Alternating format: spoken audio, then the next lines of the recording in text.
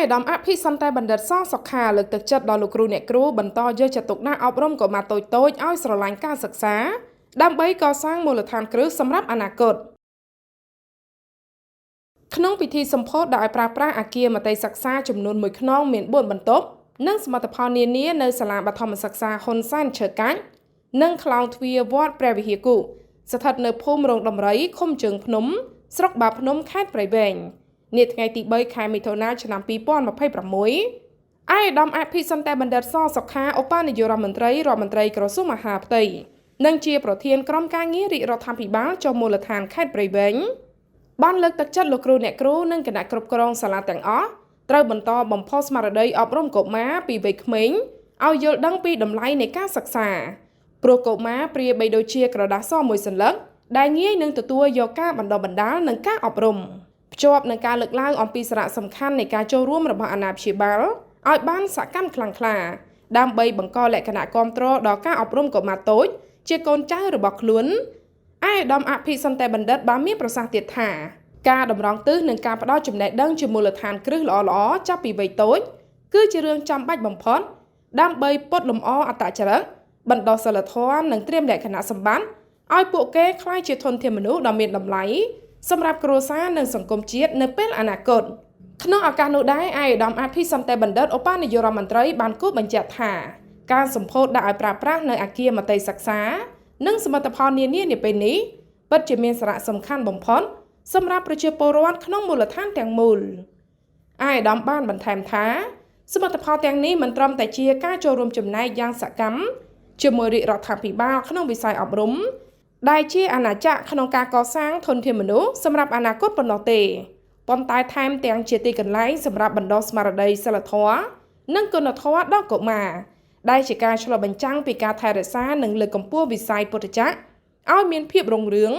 តាមរយៈការអប់រំមនុស្សឲ្យមានក្តីមេត្តានិងការចែករំលែកអាយដាមអភិសន្តែបណ្ឌិតក៏បានកោតសរសើរនិងថ្លែងអំណរគុណចំពោះកិច្ចខិតខំប្រឹងប្រែងរបស់រដ្ឋបាលខេត្តក្នុងការងាររាជរដ្ឋាភិបាលចុះមូលដ្ឋានស្រុកបាភ្នំអាជ្ញាធរក៏ដូចជាសប្បុរសជននានា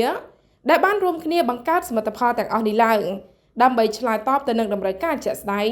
ក្នុងវិស័យអប់រំនៅតាមមូលដ្ឋានជាពិសេសការកែលម្អបរិយាកាសសិក្សាឲ្យកាន់តែទំនើបនិងមានប្រសិទ្ធភាពសម្រាប់កូនចៅប្រជាពលរដ្ឋ